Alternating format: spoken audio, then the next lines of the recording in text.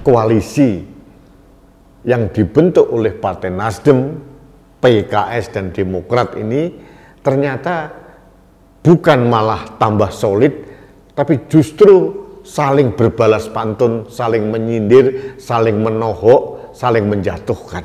Jadi menurut saya ini adalah tanda-tanda alam semesta, pertanda dari Gusti Allah bahwa memang koalisi ini tidak dikehendaki oleh rakyat Indonesia.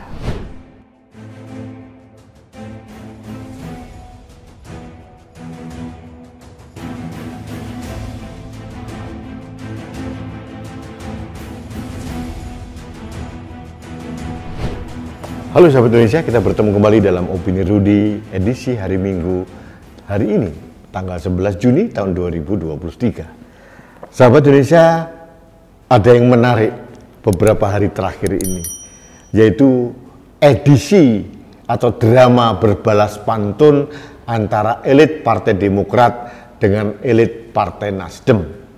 Ini terkait dengan desakan dari elit Partai Demokrat, termasuk Ketua Umum Agus Harimurti Yudhoyono yang menekan Koalisi Perubahan untuk Persatuan atau KPP segera mengumumkan siapa calon wakil presiden yang akan mendampingi Anies Baswedan.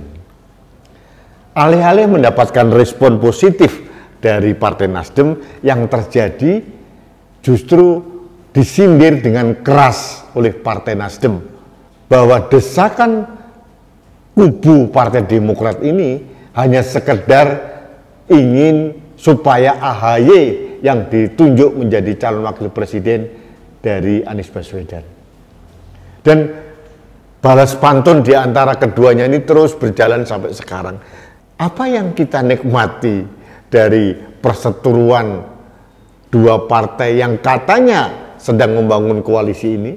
Bagi saya ini adalah keretakan yang akan menjurus pada kebubaran Koalisi Perubahan untuk Persatuan. Artinya sudah terang benderang Anies Baswedan akan gagal mendapatkan tiket calon presiden tahun 2024. Karena koalisi yang dibentuk oleh Partai Nasdem, PKS dan Demokrat ini ternyata bukan malah tambah solid, tapi justru saling berbalas pantun, saling menyindir, saling menohok, saling menjatuhkan. Jadi menurut saya ini adalah tanda-tanda alam semesta, pertanda dari Gusti Allah bahwa memang koalisi ini tidak dikehendaki oleh rakyat Indonesia. Kondisi itu menentukan bagaimana tanda-tanda dari Yang Maha Kuasa untuk kita.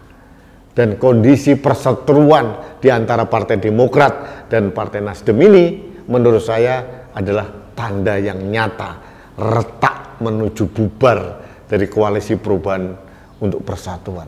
Jadi bagi saya hanya tepuk tangan saja, menikmati, tidak ingin ikut campur, tidak ingin memihak, dan tidak ingin mempersalahkan satu sama lain. Karena saya memaknai bahwa keretakan antara PKS, Demokrat, dan Nasdem hanya sekedar tanda, cara yang diberikan oleh Gusti Allah bahwa mereka memang tidak dikehendaki untuk memimpin, menguasai rakyat Indonesia atau negara Kesatuan Republik Indonesia.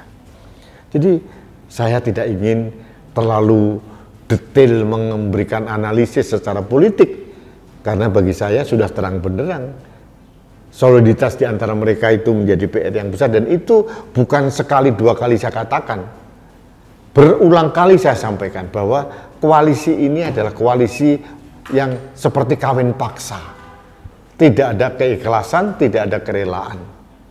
Yang terjadi adalah memaksakan diri asal berbeda dengan koalisi pemerintah yang mendukung Presiden Jokowi, dan mereka membentuk, dan ternyata mereka terpontang-panting, terpental-pental.